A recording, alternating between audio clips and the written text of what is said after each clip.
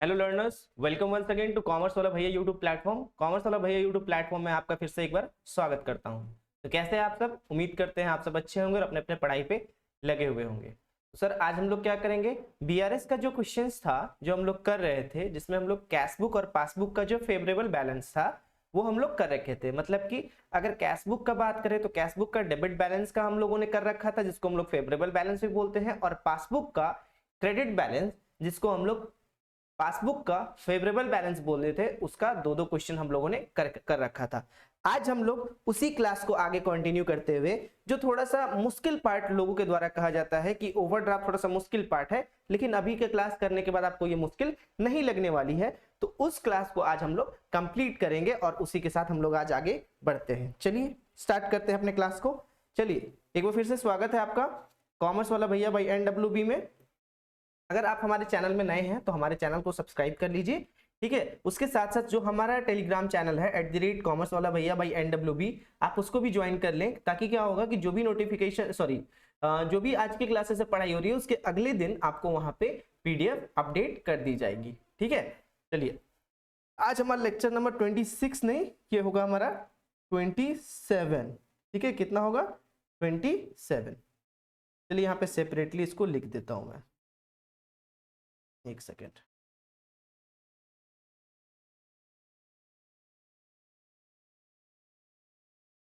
यहाँ लिख देता हूं मैं 27 नंबर,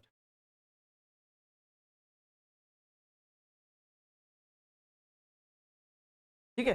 चलिए तो सर इसका कुछ ये है क्या, कुछ नोट में आप लिखाओगे क्या? जब हम लोग ओवरड्राफ्ट बैलेंस अगर हम लोग बनाते हैं तो पहले इसका नाम समझ लीजिए। आज हम लोग बनाने वाले हैं ओवरड्राफ्ट का क्वेश्चंस। तो ओवरड्राफ्ट के बारे में पहले से समझ लेते थे। जैसे कि पहले आप लोगों ने पढ़ा था कि नॉर्मल जब कैश बुक पढ़ा था तो उसमें आप लोगों ने पढ़ा था कैश बुक कौन प्रिपेयर करता है? कैश बुक बिजनेसमैन खुद प्रिपेयर करता है। मतलब जो हम लोग प्रिपेयर करते हैं वो कैश बुक हो गया, और जो बैंक प्रिपेयर करता है उसको पासबुक बोलते हैं, ठीक है। तो अगर बात करें हम यहाँ पे कैश बुक का, तो एक चीज बताओ, कैश बुक का डेबिट बैलेंस जो होता था वो फेवरेबल बैलेंस था। तो अगर कैश बुक का debit balance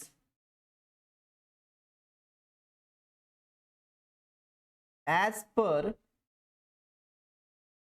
passbook, wait, debit balance as per cash book जो हम लोग नॉर्मल कंडीशंस में बनाते थे, तो इसको हम लोग बोलते थे फेवरेबल।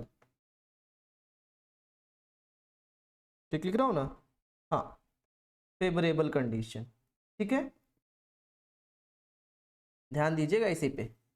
तो अगर हम यहाँ पे ओवरड्राफ्ट का केस बनाएंगे तो ओवरड्राफ्ट में वो क्या हो जाएगा? क्रेडिट बैलेंस एज पर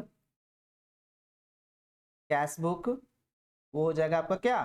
अनफेवरेबल, या फिर बोलोगे वो हो जाएगा ओवरड्राफ्ट का क्या केस, ठीक है। ये हो जाएगा आपका क्या? ओवरड्राफ्ट का केस, ठीक। ये एक कंडीशन बना।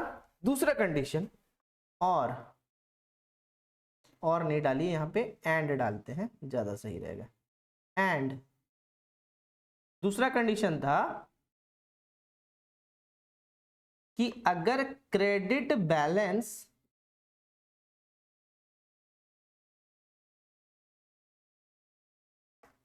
एज पर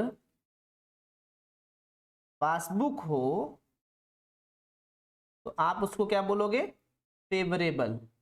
मतलब कि वो आपके लिए सही है, प्लस आइटम होगा।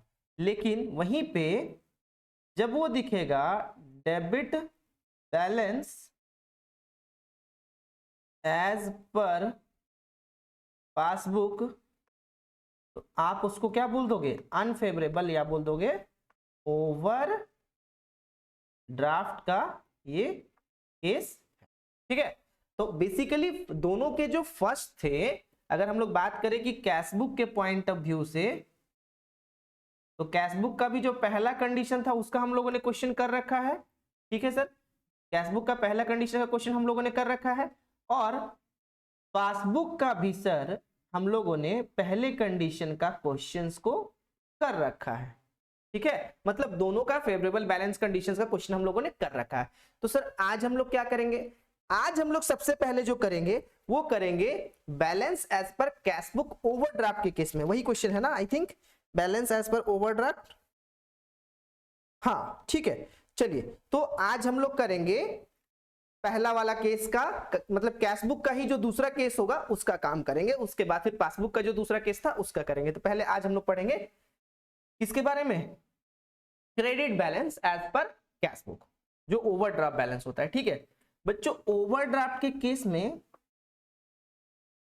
बस आपको इतना याद रखना है, करना क्या है वो नोट कर लीजिए।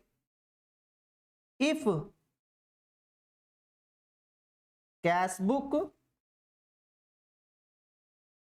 shows अगर कैश बुक आपको दिखा रहा था क्रेडिट बैलेंस मतलब कि ओवरड्राफ्ट, तो आपको क्या करना होगा, सर्टेन कंडीशन को सेटिस्फाई करना होगा। क्या, ओनली ओवरड्राफ्ट और credit balance of cash book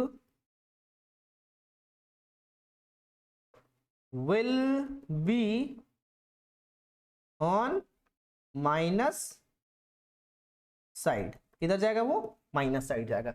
बाकी सब जैसे आप कर रहे थे पुराने में वही कॉन्सेप्ट को यूज करोगे, मतलब कि अगर पासबुक बना रहे हो तो ध्यान में क्या रखना है, कैश बुक, और कैश बुक बना रहे हो ध्यान में क्या रखना है, पासबुक। ठीक है चलिए तो करते हैं हम लोग आज के क्वेश्चन को शुरुआत, उसके बाद फिर हम लोग पहले क्वेश्चन का शुरुआत कैसे करते हैं सर, पहले हम लोग क्या करते हैं, पहले हम लोग ऐड सब्ट्रैक्ट क्वेश्चन में ही कर लेते हैं, उसके बाद हम लोग आगे बढ़ते हैं। तो चलिए क्वेश्चन को पहले पढ़ते हैं। क्या बोला है, on 31st January 2017 my cash book showed a bank overdraft of, कौन दिखा रहा है, cash book showed a bank overdraft of 12,500 रुपया, मतलब कि कैश बुक में वो ओवरड्राफ्ट दिख रहा है, मतलब ये कैश बुक का कौन सा बैलेंस है, ये एक मिनट, ये कैश बुक का आपका कौन सा बैलेंस है सर, ये कैश बुक का मेरा क्रेडिट बैलेंस है, जिसको हम लोग बोलते हैं अनफेवरेबल बैलेंस। क्या बोलते हैं, अनफेवरेबल बैलेंस। तो अनफेवरेबल बैलेंस ही हमारा क्या हो जाता है, ओवरड्राफ्ट हो जाता है। कितना का ओवरड्राफ्ट दिखा रहा है, 12,500 का।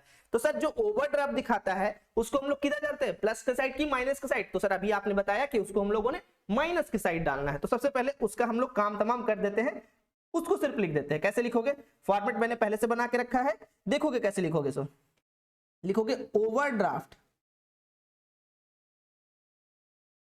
ठीक है, एज पर कैश बुक। तो कैश बुक का ओवरड्राफ्ट कैसा होता है सर, क्रेडिट बैलेंस होता है। कैसा बैलेंस होता है, क्रेडिट पूरा ही लिख देता हूं, कैश बुक का ओवरड्राफ्ट होता है क्रेडिट बैलेंस। ठीक है, कितना सर इसका आप लोग आपने बोला 12,500 रुपए जो अमाउंट था उसको आपने बोला माइनस साइड रख देने के लिए, क्योंकि ये अनफेवरेबल अमाउंट है। ओवरड्राफ्ट मतलब आपको समझ में आता है बच्चों, ओवरड्राफ्ट का मतलब होता है जब आपको बैंक क्या करती है, या बैंक या कोई भी इंस्टीट्यूशन समझ लो आप, जब आपको आपके अकाउंट में जितना है उससे ज्यादा निकालने का जब वो फैसिलिटी प्रोवाइड करती है और आप जो ज्यादा निकाल लेते हो उसी फैसिलिटी को हम लोग ओवरड्राफ्ट कहते हैं। जैसे बैंक में आपका था 10,000 रुपया, ठीक है, लेकिन बैंक में क्या करना था, आपको पैसे का जरूरत था 12,000 रुपया। तो बैंक ने क्या किया, बोला चलो ठीक है 10,000 रुपया है, लेकिन 2,000 रुपया बैंक की तरफ से इसको दे दो, तो टोटल आपका 12,000 का अमाउंट तो काम हो गया। तो वो 2,000 रुपया जो बैंक ने आपको अपने तरफ से दिया, that is known as overdraft. ठीक है, चलिए अब हम लोग कुछ नहीं करेंगे, बस पहले प्लस माइनस करेंगे फिर आएंगे क्वेश्चंस पे। सबसे पहला कि ये बना क्या रहे हो sir, overdraft as per cash book दिया, तो ध्यान में क्या रखना है, पासबुक। क्या सोचो, अपोजिट सोचो, अपोजिट सोचो, सोचो, think opposite, think about opposite term. ठीक है, चलिए सबसे पहले क्या दिया, cash and cheque amounting rupees 1,340 रुपया were sent to bank on 27th January, but cheque worth rupees 230 रुपया sorry wait,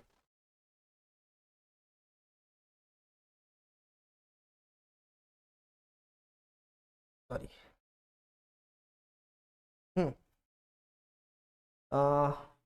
sorry cheque and cash and cheque amounting 1340 रुपया were sent to bank on 27 January. कब भेजा गया? 27 जनवरी। But cheque worth rupees 230 रुपया were credited on 2 February and one cheque for 45 rupees was returned them as a dishonored on 4th February।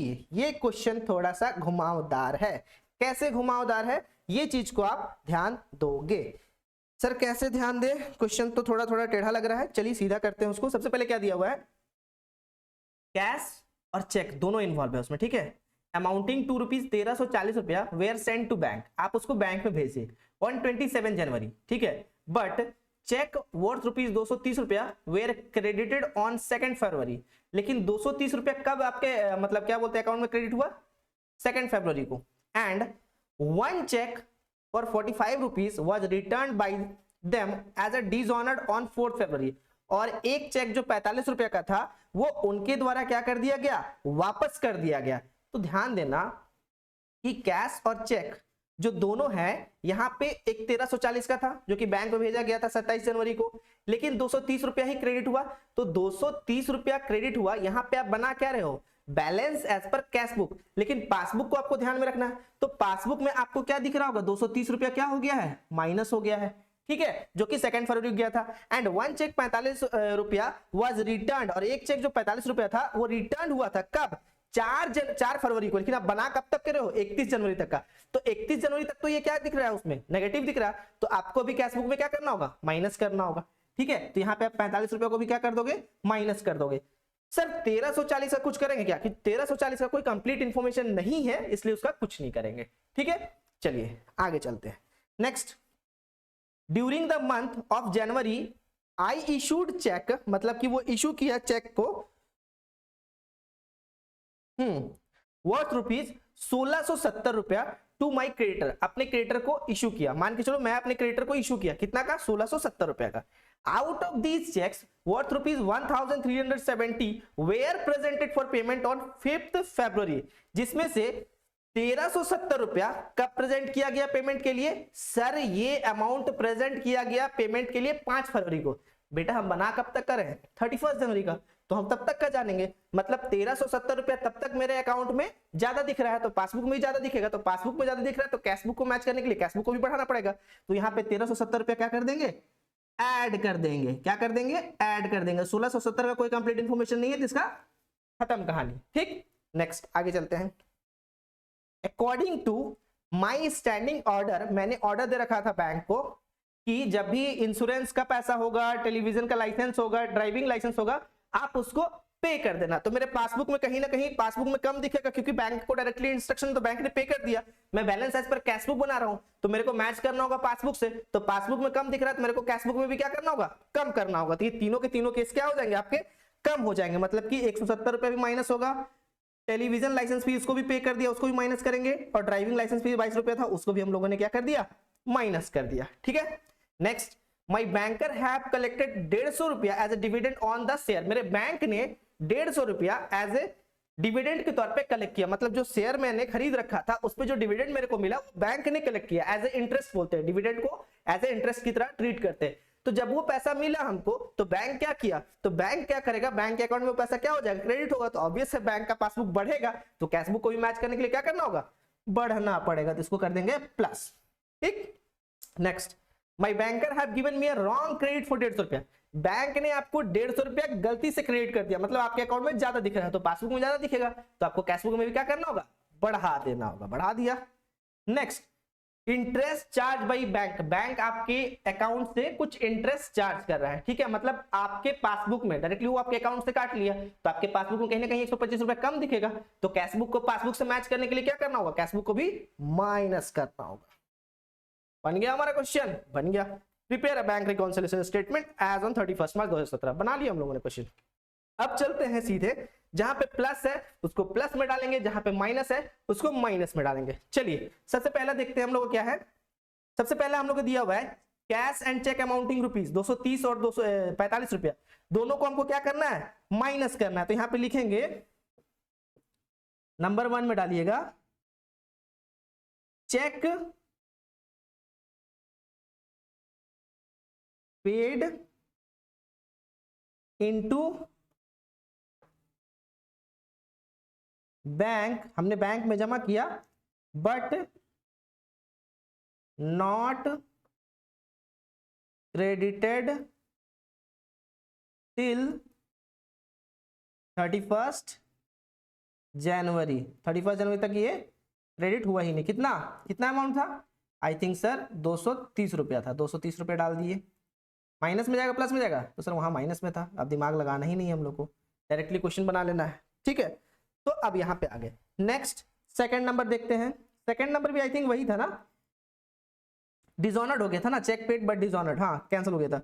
Check उसी का second था, इसी में था, मतलब इसका सब सेक्शन 1 था और ये था 2। चेक पेड इनटू बैंक, ठीक है, बट डिसऑनर्ड,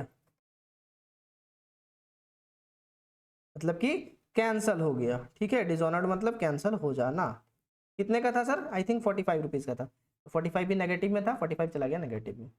अब आएंगे सेकंड एंट्री में। सेकंड एंट्री में क्या दिया हुआ है, देखो ये प्लस आइटम है और ये माइनस आइटम है, ध्यान देना। ठीक है, दोनों बैलेंस करके चल रहे हैं हम लोग, ताकि कहीं पे भी किसी भी तरह का फॉर्मेट आप लोग स्कूल में पढ़ाई हो रहा है या कॉलेज में, तो आप दोनों को बना सको आसानी से। दोनों ईजी है, हालांकि कोई भी गलत नहीं है, आप कोई भी मेथड को यूज कर सकते हो। During the month of January I issued a cheque, कितना का था, 1370 रुपया हमको याद करना। मतलब cheque were presented for not presented for payment ना, cheque issued but not presented for payment, मतलब चेक इशू किया गया लेकिन पेमेंट के लिए प्रेजेंट नहीं किया गया। Check issued but not presented for payment. कितने का अमाउंट था देख लीजिए। तो सर अमाउंट फर्स्ट का तो हो गया, सेकंड का देखिए तो सर 1370 रुपया था। ठीक है, क्यों 1600 वाला अमाउंट नहीं गया था ये आपको पहले ही बता दिया है। ठीक है, अगर नहीं समझ में आएगा वीडियो को दोबारा देखिएगा, जरूर समझ में आएगा। फिर भी अगर नहीं समझ में आता है तो आपके लिए ऑलरेडी वहां पे नंबर दिया हुआ है, आप हमें कमेंट भी कर सकते हैं। ठीक है, next third number. Third number क्या है, third number according to my standing instruction, हमारा जो अकाउंट स्टैंडिंग इंस्ट्रक्शन दे रखा था, तो उसके लिए क्या क्या चीज पे हुआ था जनवरी में। तो यहां लिखेंगे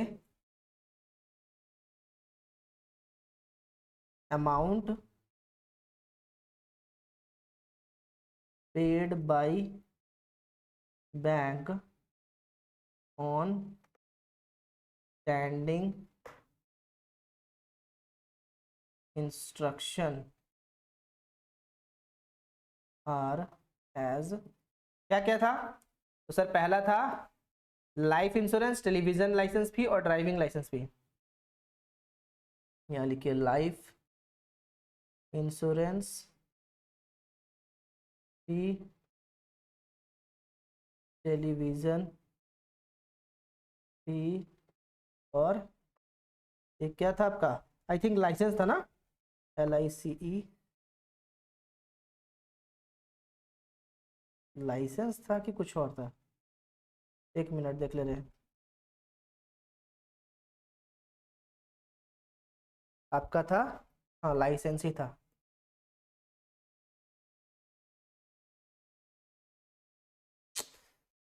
पेन का वही नाटक, wait wait wait wait wait wait,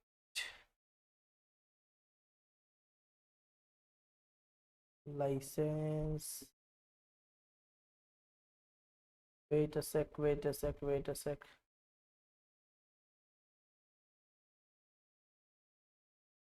and licence fee. अब देखते हैं अमाउंट कितने कितने का था। तो सर अमाउंट था हमारा 170, 120 और 22 रुपया, दोनों तीनों माइनस में था। 170, ठीक है, 120 पर नीचे हो, 170, 120 और 22 रुपया। ठीक है, अब आते हैं नेक्स्ट, डिविडेंड कलेक्शन। लिखोगे dividend collected by bank, fourth number, dividend collected by bank. कितना डिविडेंड कलेक्ट किया था? 150 रुपया। ठीक, उसके बाद फिफ्थ क्या था? रॉन्गली क्रेडिट 150 रुपया। रॉन्गली क्रेडिट बाय बैंक 150 रुपया, ये भी चला जाएगा इधर।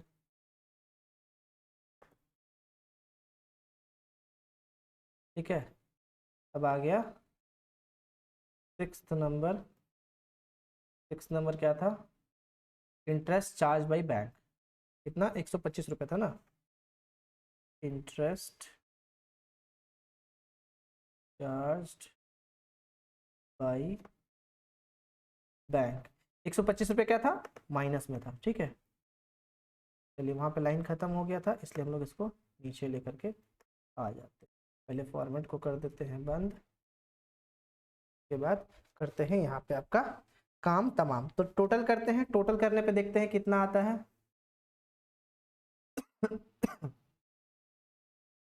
टोटल कीजिएगा, इधर आएगा आपका टोटल करके 1670 रुपया।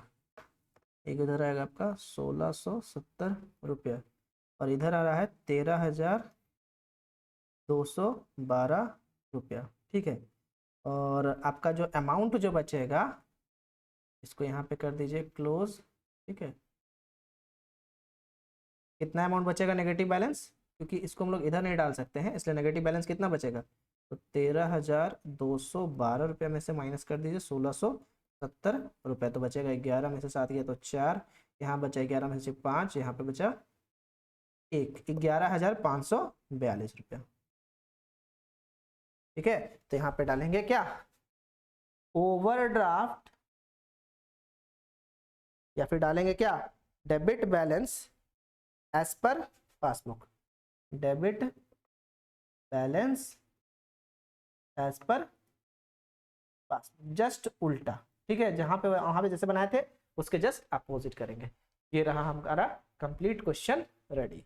तो आज के लिए हम लोग इतना ही रखेंगे। ठीक है, मिलते हैं हम लोग अगली क्लास में। तब तक के लिए खुद का ध्यान रखिए, पढ़ाई करते रहिए अच्छे से। चलिए bye bye, take care, good night.